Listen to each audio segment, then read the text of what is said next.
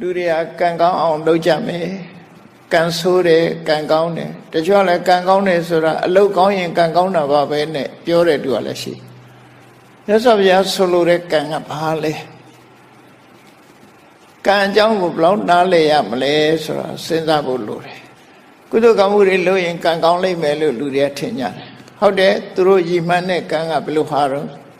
ဘဝမှာအဆင်ပြေမယ်အလုပ်ကိုင်းတွေကောင်းမယ်ငွေကြေးတနာတွေပြည့်စုံမယ်မတောင်းမတမကြောင်မကြစားမယ်ယာရုဂုံသိစီစဉ်ဥစ္စာတွေတိုးတက်မယ်အဲ့ဒါကိုကံကောင်းတယ်လို့ပြောကြတယ်နော်သို့တော့မကောင်းတာဘာလဲလို့ဆိုလို့ရှိရင်မကြခင်အိုးသွားတာတို့မကြခင်နာရတာတို့ယောဂဖြစ်ရတာ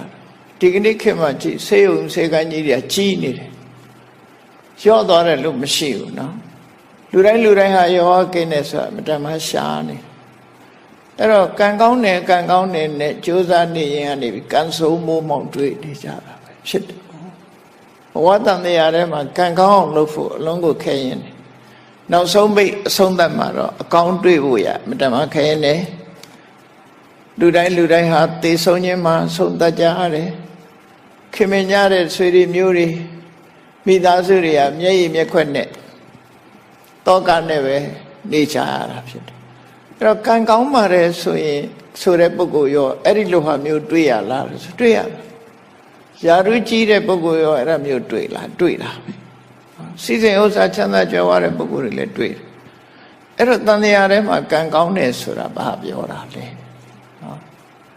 ကောင်းတဲ့အပိုင်းလေးကိုကြည့်ပြီးတော့ကံကောင်းအောင်လုပ်ကြတယ်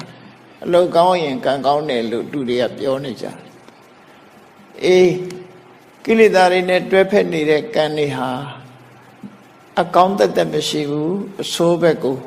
တွန်းပို့နေတာတွေဒါများတယ်ပေါ့ကံနဲ့ကိလေသာနှစ်ခုပေါင်းဆက်ပြီးတော့ဘဝတန်တရားခရီးကြီးကိုရှောက်လန်းစေတာပဲဖြစ်တယ်ကောင်းပြီကံဆိုတာဟာအလုံးကြားဖို့ရတဲ့အတိုင်းကံဆိုတာကိုကြာဘူးနာဝရှိတဲ့ပုဂ္ဂိုလ်တွေကကံဆိုတာဘာလဲလို့မေးလို့ရှိရင်စေရနာဟံဘိက္ခွေကမ္မဝရာမိရသော်ဘုရားကစိတ်ထဲမှာတွန်းအားပေးတဲ့သဘောလေးတွန်းအားပေးတဲ့သဘောကောင်းတာပဲဖြစ်ဖြစ်မကောင်းတာပဲဖြစ်ဖြစ်တွန်းအားပေးတယ် volition လို့အင်္ဂလိပ်လိုပြန်တယ်ထို့တဲ့ကောင်းတဲ့ဟာ stimulation တို့ motivation တို့တွန်းအားတစ်ခုလို့ဆိုလို့